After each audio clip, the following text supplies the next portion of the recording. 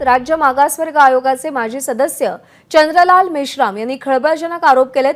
राज्य मागासवर्ग आयोगाचे अध्यक्ष संदीप शुक्रे यांचा अहवाल सरकारला सादर करण्यापूर्वी कोणत्याही सदस्याला वाचायला न देता त्यावर सह्या घेतल्या असा गंभीर आरोप चंद्रलाल मेश्राम यांनी केलाय। या सर्वेक्षणाचा अहवाल आणि त्या आधारे दिलेलं आरक्षण कोर्टात टिकणार नाही असंही त्यांचं म्हणणं आहे। आपल्याला कोणतेही कारण न देता आयोगातून वगळण्यात आलं असा आरोप त्यांनी केलाय। आयोगाचे आधीचे अध्यक्ष आनंद निरगुडे आणि इतर सदस्यांवर सरकारचा दबाव होता असा आरोप त्यांचा आहे। आनंद निरगुडेंच्या राजीनाम्याची तारीखही संशयास्पद होती असा आरोप त्यांनी केलेला आहे। मराठा समाजाच्या आरक्षणाचा निर्णय अतिशय महत्त्वाच्या टप्प्यावरती आलेला असताना ज्या आयोगाने या आरक्षणासाठी काम केलं त्या आयोगामध्ये सुरुवातीपासून काम केलेले आणि अखेरच्या टप्प्यात आयोगातून वगळण्यात आलेले निवृत्त न्यायाधीश चंद्रलाल मेश्राम सर आपल्या सोबत आहेत। मेश्राम सरांसाठी आणि एकूणच या आयोगासाठी सामान्यांच्या मनामध्ये अनेक प्रश्न आहेत। सर, स्वागत तुमचं। नमस्कार। सर्वात आधी की अखेरच्या टप्प्यामध्ये तुम्हाला आयोगातून का वगळण्यात आलं? आयोगातून वगळण्याचा आदेश मला मिळाला। यापूर्वी प्रेस मीडियाने खूप प्रयत्न केला मला बोलतं करण्याचा, परंतु मी स्पष्ट सांगितलं की जोपर्यंत आदेश मिळणार नाही तोपर्यंत मी काही बोलणार नाही आणि कुठेही बोललो नाही। ज्यावेळेस आता मिळाला आदेश, त्या आदेशामध्ये त्या शासनाच्या अधिसूचनेमध्ये असं कोणतंही कारण दर्शवलं नाही।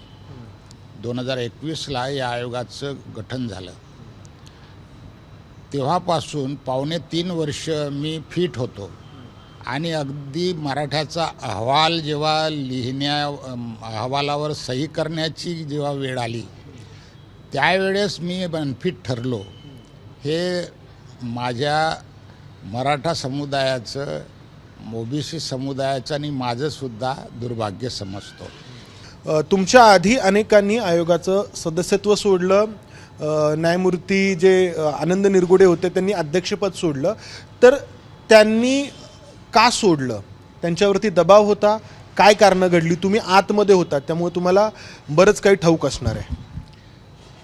जस्टिस आनंद निरगुडे सह आयोगाच्या सदस्यामध्ये सर्व जाती समुदायाचे लोक समाविष्ट होते। दबाव होता, नक्की आतमध्ये काय चालायचं किंवा आयोगाच्या अध्यक्षांना मुख्यमंत्री बोलवायचे असं जे म्हटलं जायचं? मी तर अगोदरच सांगितलं होतं, त्या दिवशी सांगितलं होतं की उठसूट आयोगाच्या अध्यक्षांना बोलावणं, आयोगाची तटस्थता धोक्यात येते। आणि त्यामुळं, कारण जर समजा आयोगाच्या अध्यक्षाला बोलवायचं, त्याचा सत्कार करायचा, त्याला म्हणायचं माझी जात घुसळवा या ओबीसीमध्ये, तर हे कारणं बरोबर नाहीत। आणि त्यामुळं अध्यक्षांनी राजीनामा स्वतःहून दिला जस्टिस निरगुडे साहेबांनी, असं म्हणणं म्हणजे चूक होईल। त्यांच्यावर निश्चित दबाव होता। त्रासले ते की आमचा एक व्हॉट्सअप ग्रुप होता ज्यावर दिनांक 5 तारखेला त्यांनी मी राजीनामा देण्याची इच्छा माझी आहे असं व्यक्त केलं होतं। आणि आज मी राजीनामा आनंद निरगुडे साहेबांचा, जस्टिस आनंद निरगुडे साहेबांचा बघतो तो 4 तारखेचा आहे। इच्छा व्यक्त करण्याच्या अगोदर त्यांचा राजीनाम्याचं कसं काय शक्य आहे? त्यामुळे ती तारीख जी आहे ती संशयास्पद आहे। 19 तारखेला नागपूरला अधिवेशन सुरू असताना जी मीटिंग झाली त्यावेळेसच मी लेखी दिलं, अध्यक्षांनाही लेखी दिलं आणि सर्व सदस्यांना लेखी दिलं की हे अशा तऱ्हेनं आपल्याला आयोगाची कार्यपद्धती आणि टर्म ऑफ रेफरन्सनुसार काम करण्याची पद्धत अशी असावी, हे मी लेखी दिलं। त्यावर जस्टिस शुक्रे साहेबांनी मला सांगितलं की नाही, असं करता येत नाही, आम्हाला टर्म ऑफ रेफरन्सच बदलवून घ्यायचा आहे। म्हटलं करा, बदलवून आणा, मी कुठे म्हणतो।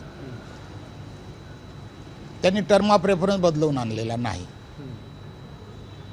मग पुढं टर्म ऑफ रेफरन्सनुसार जर काम झालं नसेल तर निश्चितपणे हा आयोग म्हणजे दुसरा गायकवाड आयोग बनल्याशिवाय राहणार नाही, हे माझं स्पष्ट मत आहे। लिहून घ्या। खरंच तशा चुका झाल्यात का? टर्म ऑफ रेफरन्सेस बदललेत का नाही बदललेले?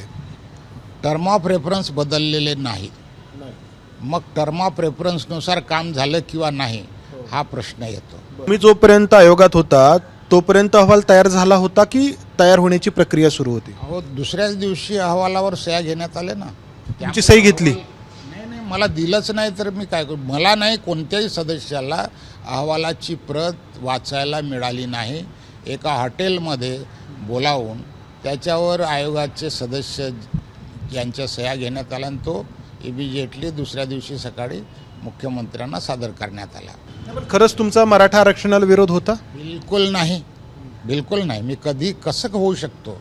माझे नातेवाईक आहेत मराठा समुदाय आणि मी मराठा समुदायाच्या विरोधामध्ये त्यांना आरक्षण मिळू नये असं कसं म्हणता येईल? आता यानंतर शेवटचा आणि अतिशय महत्त्वाचा मुद्दा की जर पुन्हा एकदा मराठा समाजाला स्वतंत्रपणेच आरक्षण देण्याची शिफारस होणार असेल तर हे आरक्षण न्यायालयामध्ये टिकेल का? कारण याआधी ते टिकलेलं नाही. सर, माझ्या माहितीप्रमाणे जर ह्या तांत्रिक गोष्टी अहवालामध्ये टाळल्या नसतील किंवा त्यावर भाष्य केलं नसेल किंवा तांत्रिक शुद्ध अहवाल जर तयार नसेल तर 100% सांगतोय, माझं शब्द लक्षात ठेवा, हा अहवाल टिकणार नाही.